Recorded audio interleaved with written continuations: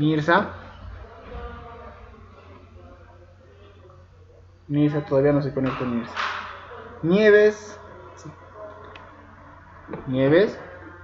Presente, profesor. Buenas noches. Buenas tardes. Buenas noches. Ruth Brisaida.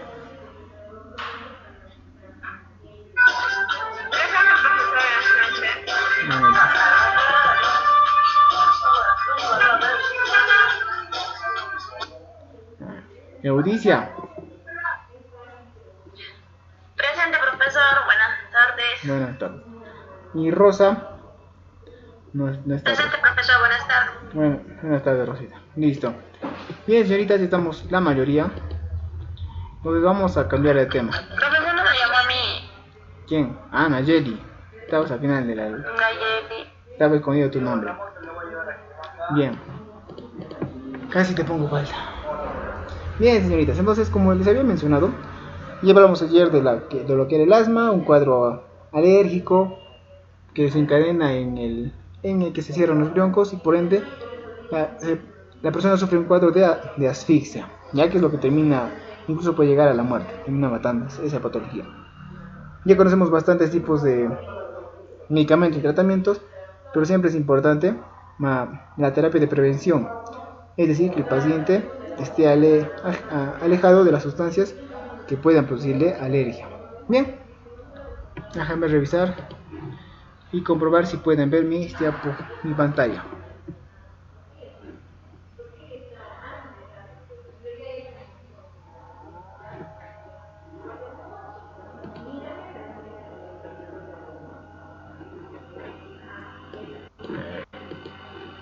Ya. En esta ocasión vamos a hablar de los antitusígenos. Como su mismo nombre lo indica, ¿para qué sirve un antitusígeno? Ahí tengo que poner ¿Para qué nos sirven los antitusígenos?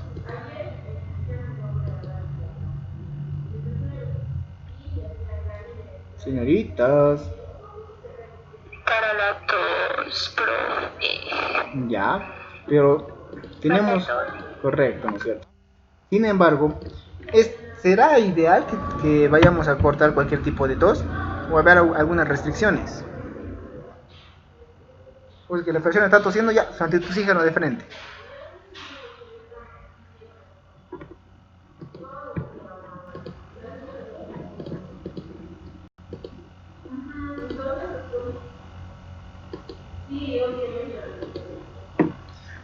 A ver, señoritas, ayúdenme. Cualquier tipo de tos es necesaria calmarla, detenerla. ¿Qué piensan? ¿Qué opinan?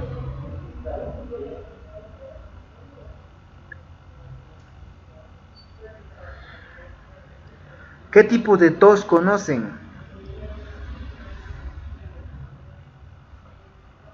La tos seca, la tos con flema. Ya.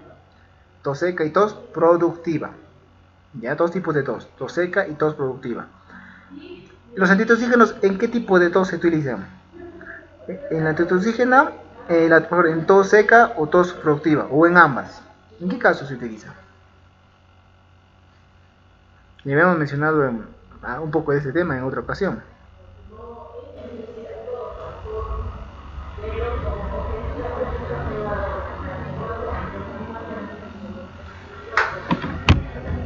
A ver, por favor, ayúdenme.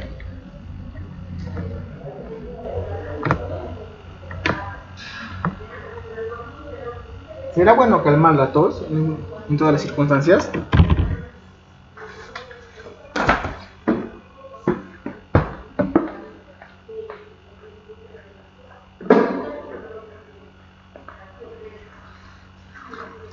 Profesor, disculpe. Me acaba de avisar mi internet que está poquito. Voy a irme a hacer recargar, profesor, y voy a volver a conectarme, por favor. Ya, Rosita. No, profesor, gracias. Y chicas, por favor, no se me duerman. Ya les había mencionado en otra ocasión, ¿ah? ¿Será bueno calmar la tos en todas las circunstancias?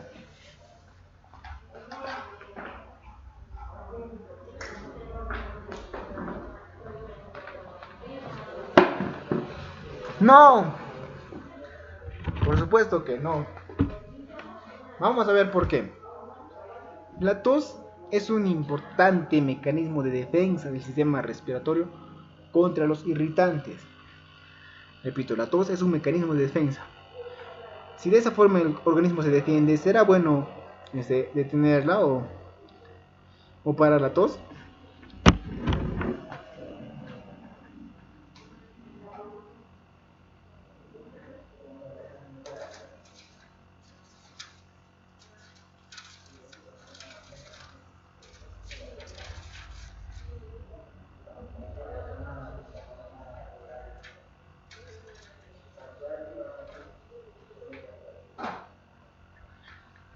Creo que están durmiendo, están tomando su lonchecito, que no me quieren contestar. No, pues señoritas, va a haber diferentes tipos de tos, es cierto, pero en todas ellas el organismo trata de expulsar aquello que le está irritando. Puede ser un microorganismo, puede ser el polen, puede ser cualquier otro tipo de sustancias. Entonces no siempre es bueno calmar la tos. Vemos acá por ejemplo un tipo de irritación que puede sufrir la garganta. ¿Ya? Un tipo de irritación. Por ejemplo, en un resfriado común, en la sinusitis, una enfermedad respiratoria crónica. Por ejemplo, en esos casos se va a irritar la garganta. Es decir, en otras palabras, va a haber algo que le va a producir incomodidad y molestia en la garganta o en la faringe. Entonces, el organismo trata de expulsar todo aquello que se encuentra en ese alrededor y así dejar libre las vías respiratorias. Entonces, ¿cómo es que se produce la tos? Obviamente es la contracción de un músculo, ¿no es cierto? La contracción brusca de los músculos expiratorios. Por ejemplo, tenemos que tener primero que tenemos un centro de oxígeno. Por debajo del cerebro tenemos un órgano que se encarga de mandar la señal para toser. ¿Ya? Ahí es podemos decir que la computadora que ordena que la persona tosca. Entonces, una vez que este órgano manda la señal, lo que va a hacer es producir un tipo de respuesta en la mucosa traqueal, en las cuerdas bucales, en la región interatonoidea, en la musculatura bronquial, en la pleura y en el conducto auditivo externo y útero. ¿Ya? Pero lo más importante acá es el órgano que se llama...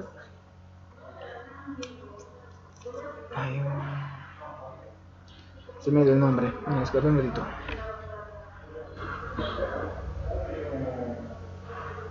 El diafragma, me estaba olvidando el diafragma. ¿En qué parte se ubica el diafragma, señoritas?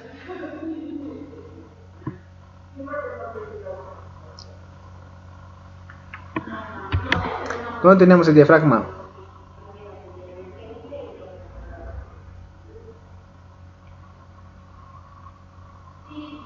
Señoritas, ¿dónde está el diafragma? ¿Han llevado anatomía?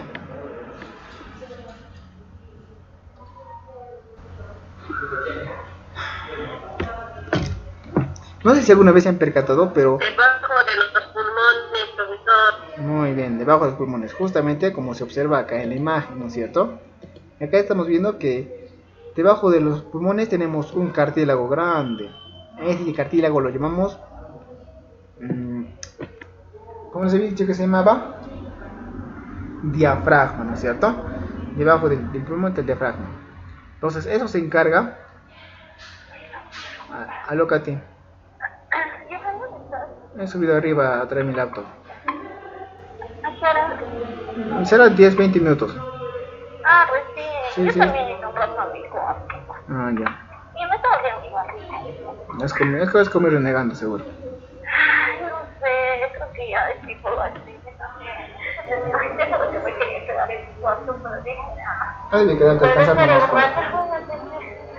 Dije, voy a aprovechar para arreglar el medicamento. Es que falta arreglar el medicamento. Bueno, yo también de acá 20 minutos bajaré. Ay, yo creo que me voy a ir. No me molesta. No, si estás de turno, vete nomás a descansar. Haz cosas y vete. Ajá, no me gusta algo. Pero, ¿qué vas a hacer para ti? Pero, ay, quería Bueno, escápate nomás por aquí, escápate. ¿No vas a bajar acá? Sí, pues tengo que terminar de dictarle a Danilo, pues. No me acuerdo. Ya, ¿te llamo ya, casita?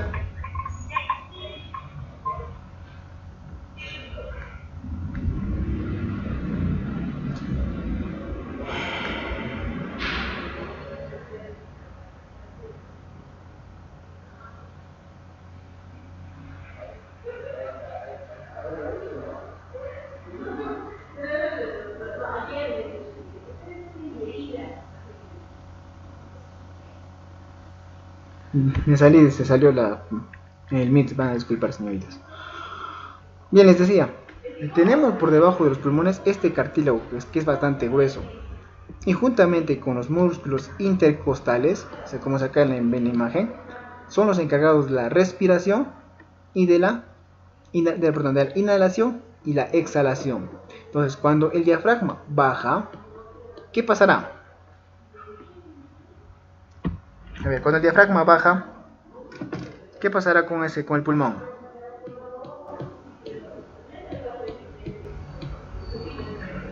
Señoritas,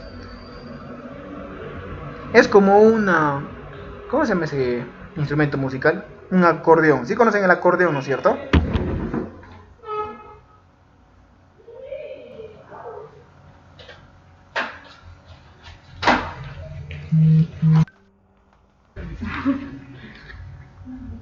Señoritas, ¿conocen el acordeón o no conocen ese instrumento musical? Sí, profesor. Ya, cuando abrimos el acordeón, ¿qué pasa?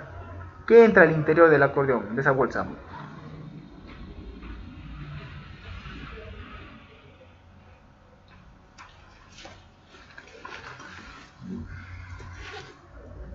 ¿De qué se llena?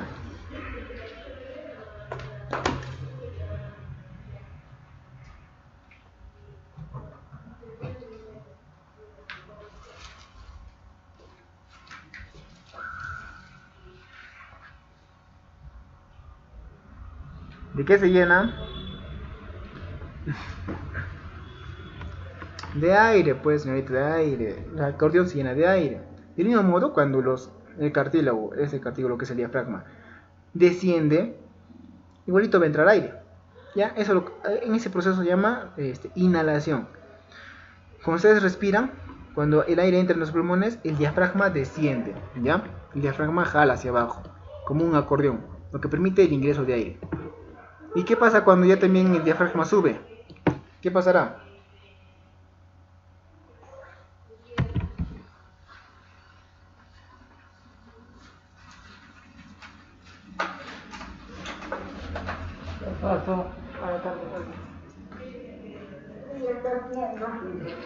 Sí, mucho frío.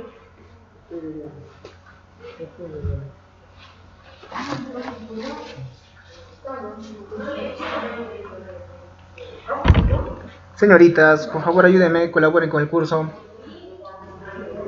¿Qué pasa cuando el diafragma sube? Si cuando baja el diafragma inhalamos, entra aire, ¿qué pasará cuando el diafragma sube?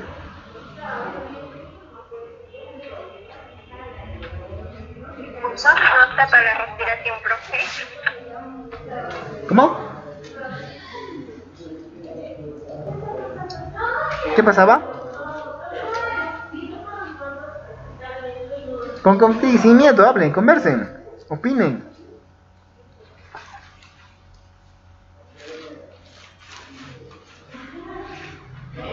¿Qué pasará? Se contrae, profe.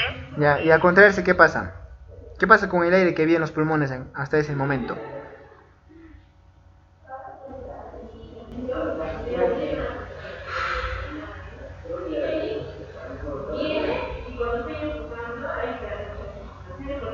El aire se precipita hacia adentro, profesor, hacia los pulmones. Ya, eso es en la primera parte. Cuando el diafragma sube, ya existe una compresión y es donde nosotros exhalamos el aire, botamos el aire. Inhalación, exhalación. Eso es normalmente, pero cuando hay una irritación, algo que incomode o cause molestia, en estos 4 puntos mencionados antes, ay carajo. O sea, cuando hay una molestia en la mucosa traqueal y las cuerdas vocales, en la mucosa bronquial o en la pleura, cuando hay algún cosquille o algo que esté molestando, lo que hace es que se va a producir una contracción brusca. Algo así como si alguien te golpeara por debajo de los pulmones, ¿ya? Como un gancho. Lo que hace que el aire sea expulsado con bastante fuerza. Y cuando el aire sale expulsado con bastante fuerza, ¿cómo llamamos?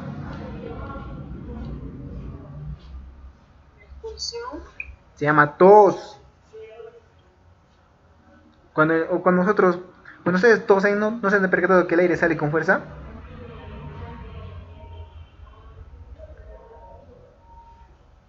Entonces, cuando hay una tos, y cuando hay tos, tenemos una primera fase que es inspiratoria.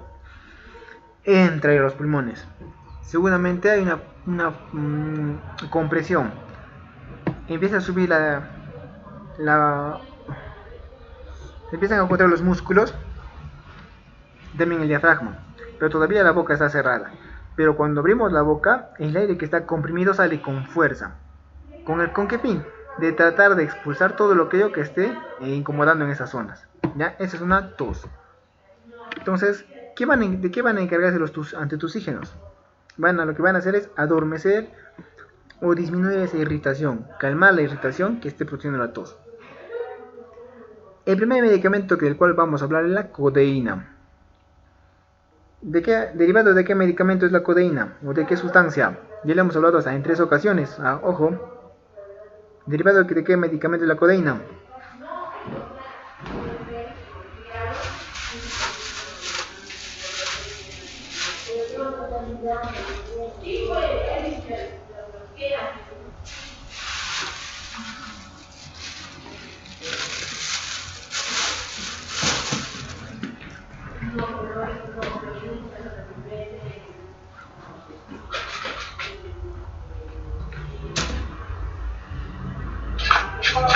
Del opio, profe. Muy bien, del opio, correcto. El opio, ¿para qué utilizábamos el opio? Bueno, el opio no se utiliza. La morfina y el tramadol, ¿para qué se utiliza?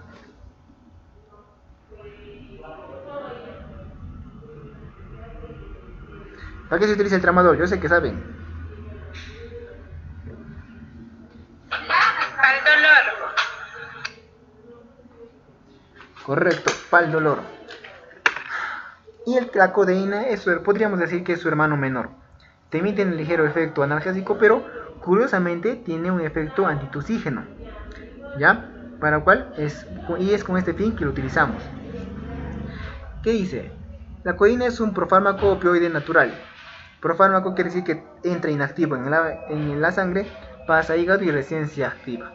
Tiene un efecto antitusígeno central, moderado efecto, analgésico, sedante y antidiarreico, porque también producía estreñimiento, ¿no es cierto? Hemos visto que la codeína tenía efecto de estreñir, y bueno, se utilizaba como antidiarreico. Pero esta vez nos vamos a centrar en el efecto antitusígeno central. ¿Qué se refiere a antitusígeno central? A ver, les explico un poquito lo que pasa. Cuando nosotros nos pinchamos en el dedo, ¿a dónde lleva la señal? Si ustedes se pinchan el dedo, ¿quién recibe la señal que hay un pinchazo? ¿Cómo más fuerte? Con confianza, ¿estás bien? El cerebro, profe. Muy bien, el cerebro. ¿Cerebro, profesor? Entonces, correcto. El cerebro recibe la señal. El dedo le dice al cerebro, oye cerebro, algo nos está pinchando. Y el cerebro devuelve una orden. ¿Qué orden dice? ¿Qué orden le da a la mano?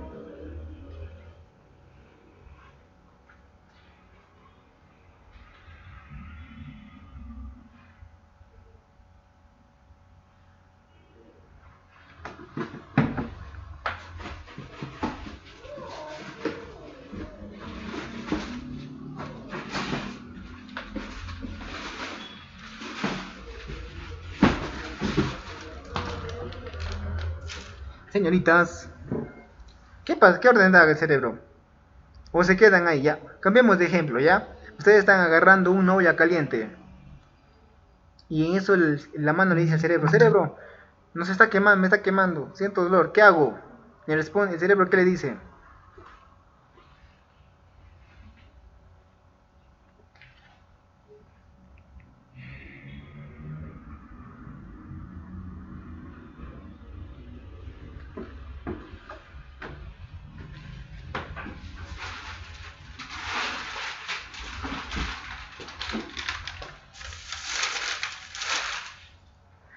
No responde nada, no dice nada el cerebro. Ustedes se quedan con la mano en la olla ahí que se queme. Que lo deje, profe. Correcto.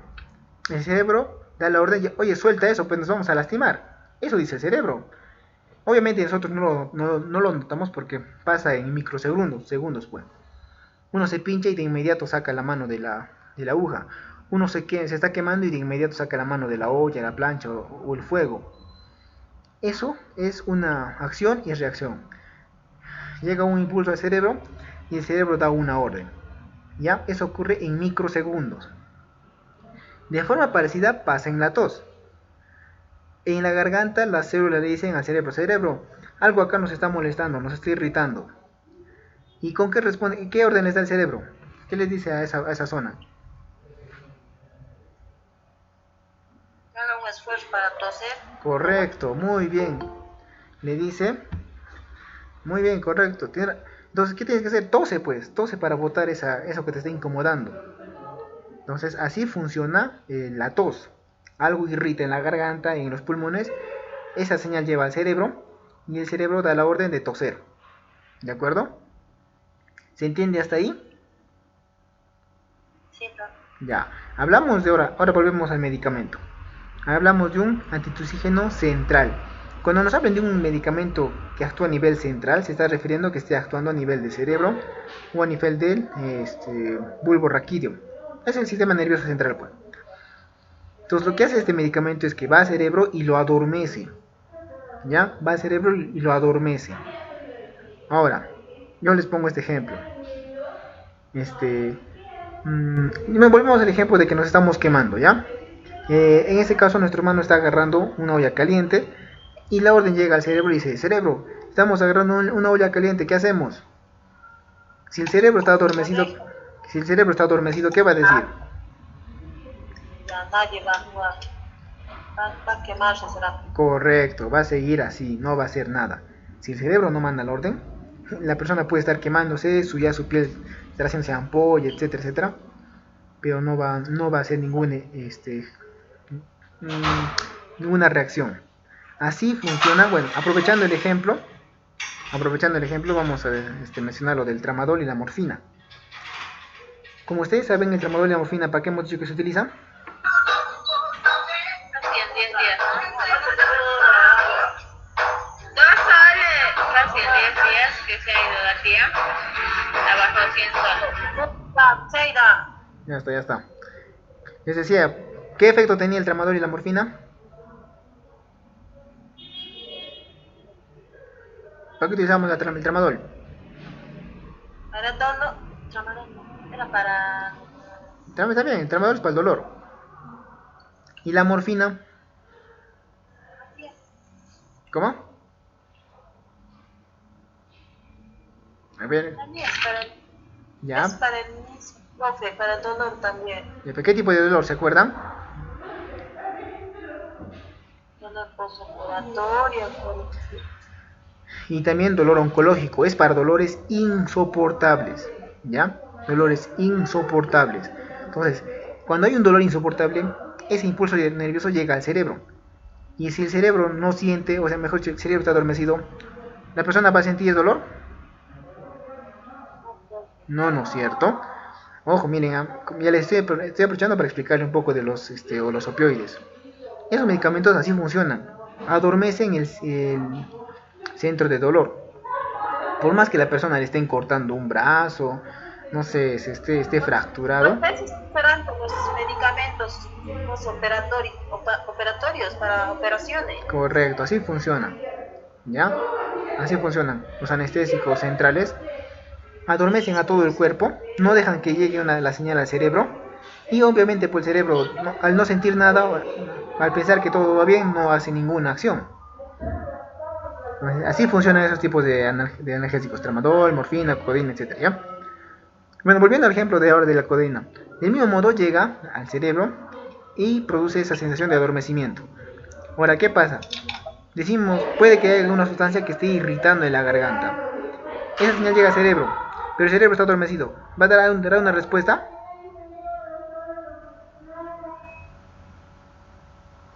Ninguna, profe. No es cierto. Entonces no va a dar la orden de que toscas, ¿no es cierto? O que se tosa. Así es como se inhibe la tos con los medicamentos centrales, ¿ya? Llega una orden al cerebro, pues el cerebro está adormecido, no da ninguna orden y ya pues, obviamente el cuerpo no hace ningún esfuerzo por expulsar eso. Ojo con eso, ¿eh? Es un medicamento anestésico central. Indicaciones: control de la tos peligrosa, cuando haya dolor moderado. Sin embargo, tiene efectos adversos, como cuáles, como náuseas, vómito, somnolencia, estreñimiento, cefalea, mareo, vértigos y nerviosismo. A dosis muy elevadas puede producir trastornos respiratorios y depresión respiratoria. Como estamos hablando de un medicamento opioide, puede tener esos efectos en el cerebro. Contraindicaciones: hipersensibilidad, es decir, si la persona es alérgica a los opiáceos, no debe consumir este medicamento. También no se debe usar en EPO, ni en ataques agudos de asma, depresión respiratoria, pacientes con hilo parético, lactancia y embarazo, insuficiencia renal y hepática. Bueno, antes de pasar a la siguiente diapositiva, es importante mencionarles que no se debe calmar la tos en la tos productiva. Ojo, en la tos productiva por ningún motivo se calma la tos, a menos que sea demasiado irritante, que no lo deja al paciente tranquilo. Podría ser en ahí. Pero si no hay ninguna dificultad, no se debe calmar la tos en una tos productiva. ¿Por qué será eso, señoritas? ¿Por qué será así la indicación?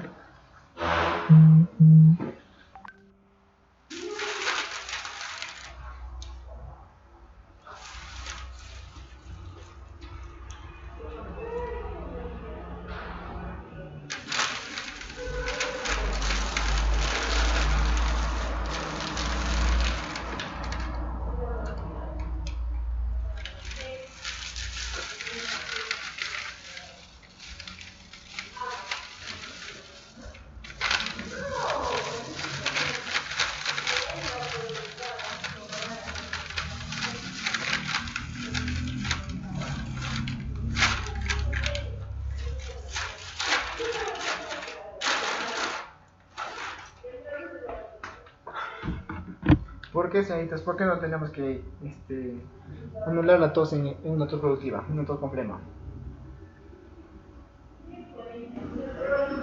¿La flema es buena o es mala?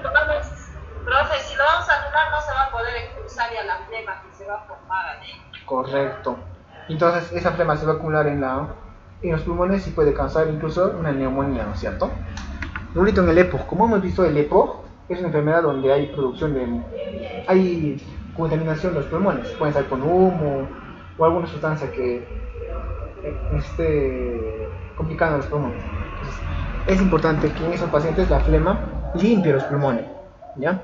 Obviamente está contraindicado también el uso de oxígenos en este caso, ¿ya? Muy bien, ya hemos hablado de la codeína, ya se entendió, espero que sí.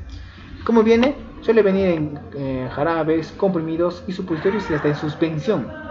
La dosis en adultos es de 15 a 30 miligramos cada 6 horas, máximo utilizándose 120 miligramos por día. En niños de 6 a 12 años se utiliza la medida de la dosis de un adulto, y en niños de 2 a 6 años una cuarta parte del adulto. Entonces ya estamos viendo más o menos cómo es que se utiliza. Las tabletitas vienen así. Van a encontrar en el mercado algunas combinaciones de paracetamol más codeína. Esa combinación le llaman acetafos, pero más que antitusígeno lo utilizan como un analgésico, ¿ya? Como un analgésico un poquito más fuerte que los hay. Sin embargo, siempre va a estar pendiente de los efectos de estreñimiento y de antitusígeno, ¿ya? Hablaremos de otro medicamento que es un derivado de la codeína, que es la hidrocodeína. Como ustedes saben, cuando sacan un medicamento tratan de mejorar la estructura. Por ejemplo, tenemos la loratadina. No sé si han escuchado hablar de la desloratadina. ¿Han escuchado hablar de la desloratadina? Es, creo, profe, para la diarrea, loratadina. No. La loratadina es un antihistamínico. Para alergias y bueno, el antihistamínico. Solo que lo que se conocía normalmente era la loratadina. Pero después estudiaron un poco más la molécula, la purificaron y sacaron la desloratadina. Otro ejemplo es la cetiricina. Ya después de unos cuantos estudios sacaron la levocetiricina. Y así sucesivamente sacan, de un perspectivo sacan uno que es más puro, ¿ya? Más puro y con menos efectos adversos. Algo parecido pasa acá, donde tenemos la codeína y también sacan después la hidrocodeína, que tiene una acción antitussígena y analgésica central. ¿Por qué hemos dicho que tiene analgésica central? ¿Dónde tiene lugar su efecto farmacológico? Muy bien, en el sistema nervioso central, ¿no es cierto? Cerebro, bulbo raquídeo, hipotálamo, etc. Cuando hablan de central se está refiriendo al sistema nervioso central, es decir, cerebro y sus anexos. Indicaciones: tos irritativa, nerviosa, postgrado catarral, postgripal, laringe, faringitis, tosferina, traquitis, bronquitis, enfisema, tuberculosis pulmonar. Bueno, todas aquellas toses que no sean productivas, ojo, todas aquellas toses que no sean productivas, son candidatas a utilizarse un antitussígeno, sin mayor inconveniente. Tos irritativa, por ejemplo, podría ser que la persona ha inhalado o ha entrado en contacto con una sustancia irritante, algo que le haya quemado, lastimado o lacerado, ¿ya? Y bueno, eso tomarlo por ley como una norma general. Si no es productivo, ya podemos utilizar un antitussígeno. Reacciones adversas, como la del mismo, de su otro primo: estreñimiento, vómitos, náuseas, fatiga, somnolencia, mareo, retención urinaria, disnea, depresión respiratoria. No es como lo que mencionaba de la codeína, ¿ya? Solo que se tiene un mejor efecto. Contraindicaciones: hipersensibilidad, es decir, cuando la persona tiene alergia a la codeína, asma, enfisema pulmonar, depresión respiratoria, coma, estados convulsivos, y también en lactancia, ¿ya? Dosis. Estaba sacando, ¿ah? ¿Ya se van tan temprano? No, no soy de turno. Ah, sí, man. En los adultos se tiene que tomar, si viene en jarabito, 5 a 10 mililitros. O sea, es 1 o 2 cucharaditas de 5 mililitros. Hasta 3 veces al día. Sin embargo, no se debe superar la dosis máxima de 30 miligramos de hidrocodeína al día. ¿Por qué no se deberá superar la dosis máxima? ¿Qué piensan, señoritas?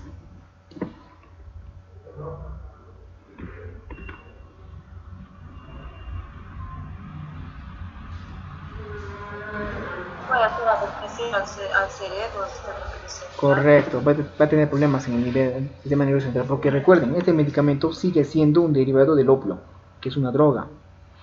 Y si se toma en dosis excesiva, puede producir efectos narcóticos. Efectos como los de la droga, como drogadicción. Por eso van a darse cuenta que este medicamento es controlado. No lo venden así por así en las boticas, farmacias.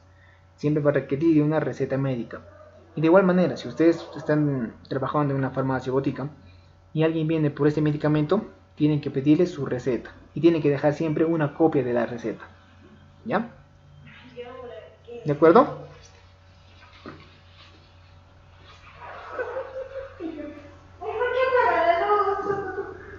Señoritas, ¿de acuerdo? Sí, profe. Ya, ojo, es un medicamento controlado. Noscapina es un derivado del opio también, que genera histamina, pero es menos potente que la codeína. Tiene una buena absorción por vía oral, rectal, un metabolismo hepático y se elimina por la orina. Ya no es muy común ese medicamento. Puede producir somnolencia, cefalea, rinitis alérgica, no estacional, conjuntivitis, eczema y hasta urticaria.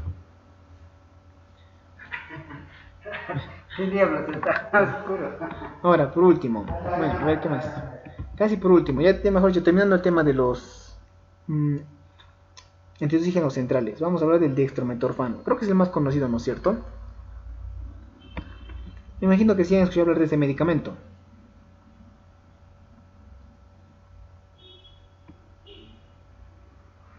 Señoritas, ¿con eso no conocen el dextrometorfano? Se han olvidado de este medicamento, ¿no? Sí, profe. Ya. Solo que si bien es cierto, también es un tipo de alcaloide, no es derivado directamente del opio, ¿ya? Pero sigue teniendo efecto a nivel central. Y aquí dice acá, deprime el centro medular de la tos al disminuir la producción de taquicininas, ligera acción sedante, sin acción narcótica ni analgésica. Miren acá lo importante, sin acción narcótica ni analgésica. Como hemos visto en el caso de la codeína, sí era un derivado del opio, un narcótico, un medicamento, una sustancia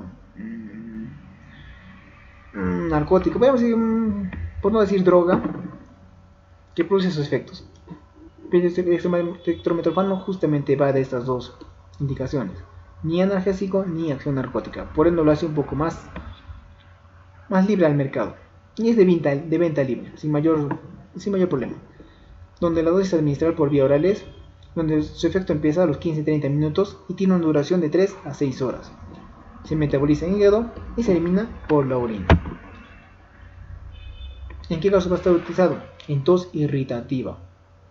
¿A qué se refiere con tos irritativa? Cuando haya una molestia a nivel de la garganta. Efectos adversos, como está haciendo a nivel central, va a producir mareos, náuseas, vómitos, molestias gastrointestinales, fatiga y depresión del sistema nervioso central, miosis y disnea intensiva. A ver, para que tengan un poquito de la idea de esto, hay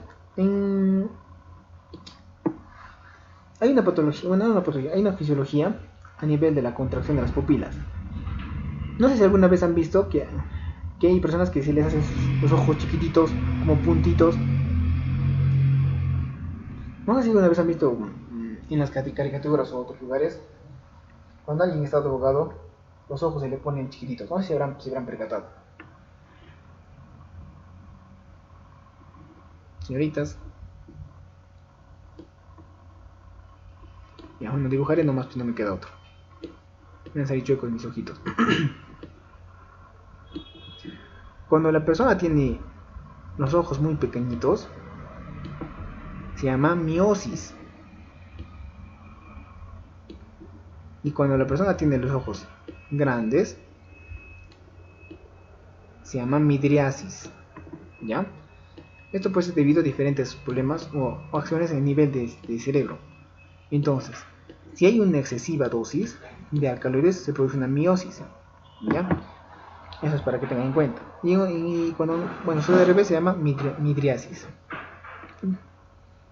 Entonces, si ustedes ven a un paciente que ha consumido narcóticos, o ha consumido codeína, o ha consumido también el dextrometorfano, y ven que tiene los ojos bien pequeñitos, está con una intoxicación de este medicamento, ¿ya? Una miosis.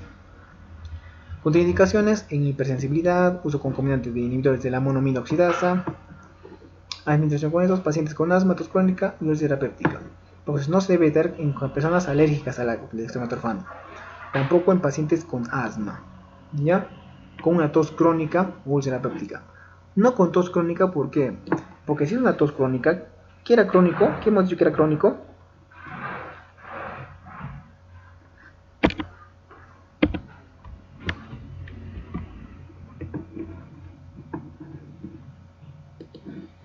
Se ha salido.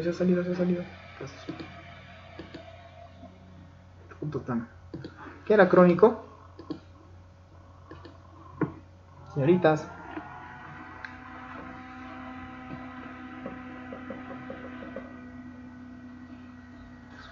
Recuerden, llamamos a crónico cuando la patología se manifiesta por mucho tiempo, a lo largo del tiempo.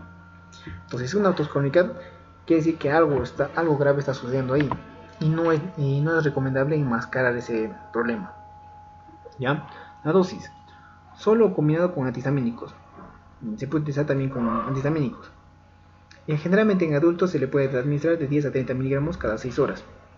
En niños, la mitad de dosis, y en más pequeñitos, la cuarta parte de un adulto.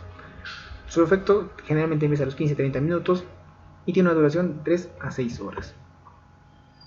Benzonato. Su mecanismo de acción es suprimir el reflejo de la tos al anestesiar los receptores periféricos situados en las vías respiratorias, pulmonares y la pleura. Entonces de acá ya estamos pasando a otro sistema, ¿ya? Primero hemos visto dónde actuaban los tres fármacos anteriores.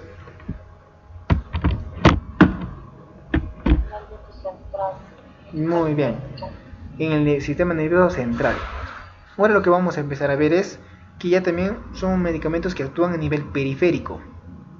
Volviendo al ejemplo de la mano, es decir, que van a anestesiar esa zona, la manito, ¿ya? Es así, ya no hay algo que moleste. ¿No, Casita? Sí, esto ya estoy cerrando la farmacia.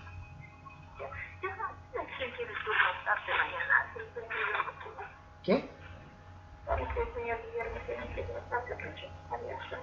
No, está MT. Yo estoy MT y está de descanso, que recuerde a ver. ¿Por qué? Acá no hay nadie en la tarde. ¿Cómo estará él? ¿No? ¿Así? ¿Ni Nancy ni nadie? Nadie en la tarde.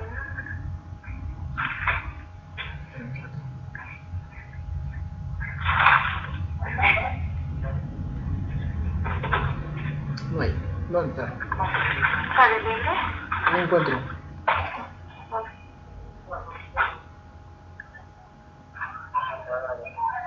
Mañana es viernes, ¿no? Ah, sí, tiene tarde. ¿Vendrá que bajará? A ver, esto sale por sus tármicos para que venga acá. ¿O bien a ti? ¿Qué bajé? ¿Qué bajé? No. ¿Ya está saliendo? No, estoy bien. Ah, ya. Te llamo de partito, ¿ya? Voy a salir en la canción. Sí.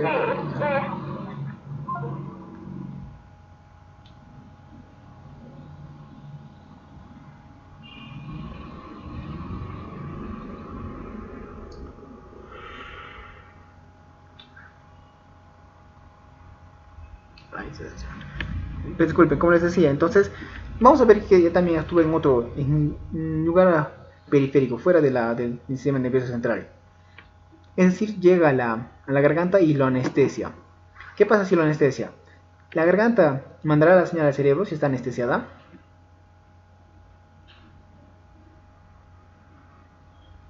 Señoritas, ¿qué piensan? Llegar a esa... ¿Cómo dijo, profe? Ya. Es como volviendo al ejemplo de la mano que está sosteniendo una olla. ¿Qué pasa si nosotros anestesiamos esa mano, la adormecemos? ¿Llegará alguna señal al cerebro? ¿Alguna no? No, profe. No, ¿no es va a cierto? sentir. Correcto. Igualito pasa en la garganta. Hay medicamentos que anestesian la garganta. Y al anestesiarla, obviamente, suprimen ese impulso nervioso al cerebro. El cerebro no se da cuenta que algo le está molestando y lo deja pasar. Así es como funcionan estos medicamentos. Por ejemplo, el benzonato. El benzonato es uno de los principios activos característicos de esos medicamentos como son la gingisona. Sí, has escuchado hablar de la gingisona, ¿no es cierto? Gingisona, multibióticos, los buxitos, amigdalazol, etc. ¿Sí conocen los medicamentos? Esos son antitusígenos, pero de acción local. Anestesia en la garganta para que no haya una señal al cerebro y el cerebro no produzca la tos.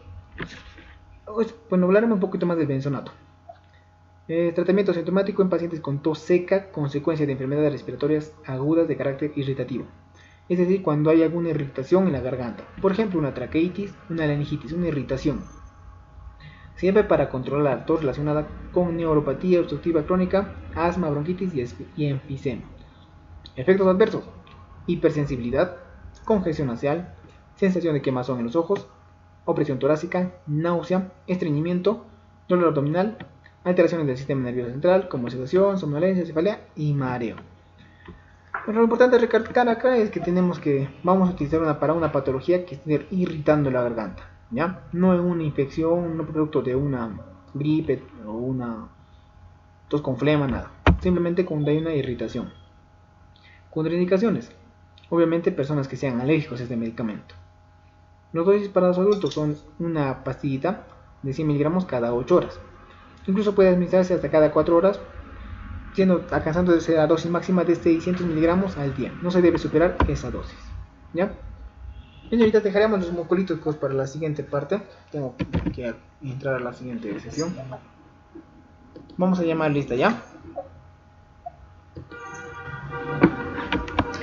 ¿Alguna pregunta con respecto a los antitusígenos? Es bastante sencillo de entender realmente. Tenemos de dos tipos, se han dado cuenta. Uno que son a nivel de cerebro y otros que son a nivel de la garganta. ¿Cómo se van a dar cuenta? Los medicamentos que vienen en caramelito, ¿en qué zona van a actuar? En el mismo lugar. Correcto, ¿no es cierto? Es fácil darse cuenta, si vienen caramelitos, es que van a actuar a nivel de la garganta. Y vamos a utilizarlo para donde hay algún tipo de irritación. Pero si estamos hablando de jarabes ya que se toman, como son los jarabes o pastillas de codeína, ¿a qué nivel actúan esos medicamentos? Sistema nervioso central, ¿no es cierto? Perfecto, eso es químico, eso nomás ya se dan cuenta de cómo funcionan estos medicamentos. Bastante sencillo. A ver, veremos quiénes se han vuelto a conectar. Gloria. Presente, profe. Buenas noches. Buenas noches, Caroli. Buenas noches. Presente, profesor. Buenas noches. Buenas noches, ya no. Lía. ¿Me conectó Lía? No se llegó a conectar Lía. Nancy. Nancy. Debe estar atendiendo. Mirza. Mirza.